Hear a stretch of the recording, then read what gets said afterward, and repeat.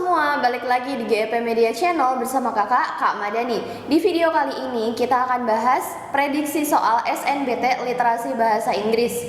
Seperti apa pembahasannya? Yuk langsung aja cek di video kali ini ya.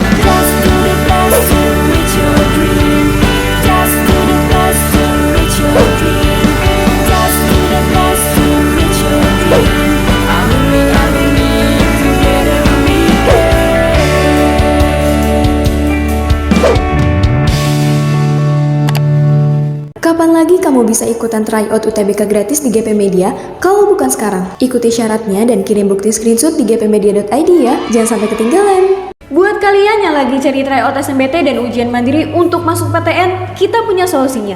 GEP Media menyediakan tryout SNBT dan ujian mandiri untuk beberapa PTN ternama di Indonesia. Mulai dari harga 10.000, kalian sudah dapat ribuan soal prediksi, video pembahasan, dan ada kelas online juga loh. Yuk daftar sekarang. Oke, kita langsung aja ke soal nomor 1 ya di sini. Seperti biasa kalau literasi bahasa Inggris pasti akan ada bacaan-bacaan yang lumayan panjang. Ini ada 2 paragraf ya. Kita langsung aja dulu ke soalnya. Soalnya itu ada yang di sini ya. How has rising temperatures contributed to the melting of ice in Antarctica? Jadi bagaimana peningkatan temperatur atau suhu itu berkontribusi terhadap melelehnya es di Antartika. Nah, ini kan soalnya nih. Jadi kita cari dulu keywordsnya atau dapatkan dulu keywordsnya atau kata kuncinya di sini. Berarti di sini kata kuncinya itu adalah rising temperature ya, sama di sini the melting of ice in Antarctica. Nah ini adalah keywordsnya. Setelah kita dapat keywords, kita langsung gunakan teknik scanning. Scanning dengan skimming itu sebenarnya 2 teknik membaca cepat ya dalam suatu bacaan gitu. Bedanya kalau scanning itu dari keywords dulu kita ngambilnya. Jadi ketika kita udah dapat keywordsnya, kita langsung lihat di sini tanpa harus baca satu-satu gitu. Kalau skimming kita baca cepat tapi untuk mengetahui si teks itu dia tentang apa gitu. Nah sekarang kita lakukan scanning ya di sini. Keywordsnya rising temperatures dan the melting of ice in Antarctica. Oke, kita lihat dulu di paragraf 1 ya. Paragraf 1 kalimat ke-1 nggak ada. Oke, kita coret aja. Kemudian di kalimat kedua, oke ada rising temperatures due to climate change have led to destabilization of massive ice sheets and glaciers across the continent. Oke, kontinen itu kontinennya di sini maksudnya kontinen ke Antartika ya, karena ini kan lagi bahas tentang es yang meleleh di Antartika gitu. Jadi kontinen di sini dia adalah ke Antartikanya. Berarti udah ada nih di sini ya di kalimat kedua paragraf ke-1. Jadi peningkatan suhu atau temperatur karena climate change atau perubahan itu telah menyebabkan destabilisasi atau menggoyahkan gitu ya. Kan kalau stabilisasi itu stabil gitu. Kalau destabilisasi berarti dia tidak menstabilkan alias menggoyahkan gitu. Of massive ice sheets and glaciers across the continent. Terhadap tutupan es yang masif atau dalam jumlah yang besar gitu, dan glacier di seluruh wilayah kontinen tersebut gitu. Jadi di sini adalah destabilization ya. Oke, kita lihat di sini destabilization ada di pilihan yang C, teman-teman di sini. It destabilizes ice sheets and glaciers. Jadi itu menggoyahkan tutupan es dan juga glacier gitu ya. Berarti di sini jawabannya paling tepatnya yaitu yang C ya. Kita buktikan A, B, D dan E itu adalah salah. Yang pertama dulu, it has no impact. Nah ini salah ya, no impact, nggak ada impactnya, nggak ada akibatnya. Ini jelas salah. Kemudian it leads to volcanic activity. Ini menyebabkan aktivitas vulkanik. Nah ini salah ya. Jadi di sini peningkatan temperatur berkontribusi terhadap es yang meleleh di Antartika bukan merujuk kepada aktivitas vulkanik gitu. Ini salah. It enhances the growth of ice cover. Ini meningkatkan pertumbuhan dari tutupan es, jelas salah. Kemudian it creates new ecosystem. Ini juga salah ya. Tidak menimbulkan ekosistem yang baru atau tidak menciptakan ekosistem yang baru, malahan dia menghancurkan ekosistem yang ada gitu. Jadi jawaban yang paling tepat itu adalah C. Nah gitu teman-teman. Jadi tadi yang pertama itu cari keywordsnya, kemudian setelah teman-teman dapat keywordsnya langsung scanning di situ. Oke, kita lanjut ke soal nomor 2. Ini masih tentang bacaan yang sama ya, tentang melelehnya es di Antartika gitu. Kita langsung ke soalnya. What are the consequences of melting ice in Antarctica for marine life? Oke, di sini konsekuensi dari melelehnya es di Antartika untuk kehidupan laut gitu. Oke, ini keywordnya juga ya. Dari sini ke sini. Oke, kita cari marine life. Oke, marine life di mana nih ada marine life? Oke, dapat di sini ya, marine life.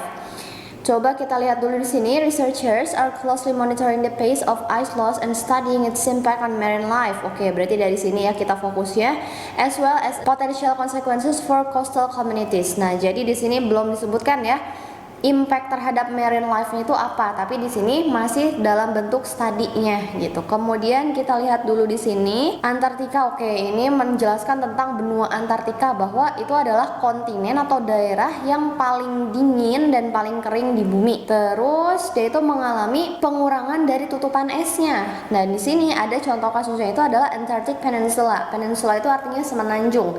Semenanjung Antartika berarti di sini ya. Has witnessed a visible decline in ice shelves and glaciers over the past few decades. Jadi has witnessed itu artinya telah menyaksikan ya penurunan yang sangat terlihat dari tutupan es dan glacier selama beberapa dekade terakhir gitu. Terus di sini coba kita lihat dulu ya. The shrinking ice not only affects the habitat of various species like penguins and seals. Oke, ini masih masuk marine life ya berarti dari sini. Jadi penenggelaman es atau melelehnya es itu tidak hanya mengakibatkan atau tidak hanya berdampak terhadap habitat-habitat penguin dan juga anjing laut, tapi juga accelerates the rate of sea level rise globally. Itu meningkatkan muka air global gitu. Jadi tinggi muka air lautnya dia naik secara global gitu ya. Kemudian ada lagi nggak di sini? Jadi di sini untuk marine life itu tidak langsung disebutkan ya konsekuensinya apa, tapi hanya dijelaskan secara tersirat aja gitu. Berarti kita langsung ke pilihan jawabannya aja. Kita cari jawaban yang paling masuk akal gitu. Yang A dulu. Enhance habitat for marine species. Enhance itu artinya dia meningkatkan habitat untuk spesies laut. Nah, ini salah ya. Habitat mereka itu jelas dia menurun atau habitatnya dia rusak gitu. Berarti yang A kita nggak bisa jadikan itu sebagai jawabannya. Oke, kita yang B sekarang. No impact. Oke, no impact on marine ecosystem. Ini jelas salah ya, tidak ada akibatnya gitu, ini salah. Kemudian yang C, disruption of marine food chains. Disruption itu artinya menghancurkan ya. Jadi disruption itu dia menghancurkan. Di sini menghancurkan apa? Rantai makanan laut gitu. Berarti di sini ini kita keep dulu ya. Ada benarnya juga nih. Kemudian yang D, increase ice cover for seals. Nah, ini salah ya. Meningkatkan tutupan es untuk anjing laut. Padahal yang tadi shrinking ice. Shrinking ice itu es yang meleleh, es yang tenggelam gitu. Berarti di sini bukan yang increase ya, harusnya decrease di situ. Kemudian promotion of penguin migration. Nah, ini salah ya, promosi untuk migrasi penguin. Nah, ini jelas salah. Jadi jawaban yang paling tepat, yang paling masuk akal itu adalah yang C gitu teman-teman ya. Jadi kalau misalkan di keywordsnya ini kalian udah temukan di bacaannya, terus di bacaannya itu tidak menyebutkan secara langsung apa dampaknya atau misalkan apa yang dibahasnya di situ, berarti kita harus simpulkan secara pribadi gitu ya teman-teman, dan kita cari jawaban yang paling masuk akal gitu dari pilihan A sampai pilihan E gitu teman-teman ya. Oke, kita lanjut ke soal nomor 3 ya teman-teman. Di sini the role of sea angels in ocean ecosystems is, oke, di sini berarti role ya. Role itu adalah peran dari sea angels. Di sini sea angels kalau diartikan dalam bahasa Indonesia itu artinya kan malaikat laut. Nah, tapi di sini karena dia nama spesies gitu, jadi kita untuk meminimalisir multitafsir, kita langsung aja di sini sea angels ya, jangan diterjemahkan ke bahasa Indonesia gitu. Oke, berarti peran dari sea angels itu ada di mana ya? Coba di paragraf 1. Nggak ada ya, kita lakukan scanning seperti yang tadi. Oke, di paragraf 1 nggak ada, kita langsung coret aja. Terus di paragraf kedua ada di sini ya, role in ecosystem. Oke, di sini berarti sama ya. Oke, kita baca dulu dari kalimat yang awal dari sini berarti ya. These tiny marine creatures play an essential role in ocean ecosystems as both predators and prey. Berarti di sini makhluk hidup yang mungil tersebut memainkan peran yang penting dalam ekosistem laut gitu atau ekosistem samudra, yaitu sebagai predator dan sebagai mangsa. Oke, berarti di sini ada perannya itu dua ya, sebagai predator dan sebagai mangsa. Kita bahas satu-satu. Sea angels feed on another type of theropod called sea butterflies. Jadi di sini sea angels itu ternyata memakan sea butterflies gitu, which are also captivating organisms, yang mana merupakan organisme menawan juga gitu. Jadi di sini sea butterflies itu kita langsung aja sea butterflies ya, jangan diterjemahkan ke bahasa Indonesia untuk menghindari multitafsir gitu. Jadi Itu untuk predatornya. Sekarang perannya sebagai mangsa. In turn, nah di sini berarti dari sini ya.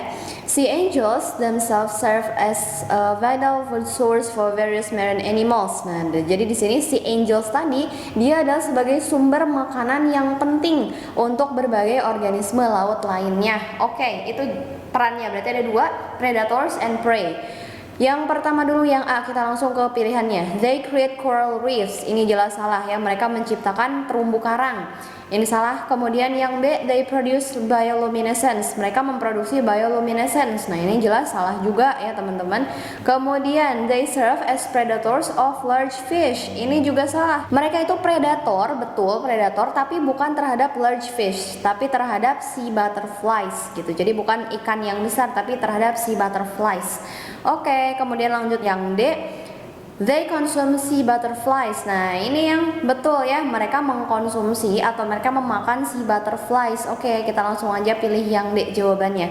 Kalau yang E, they generate ocean currents.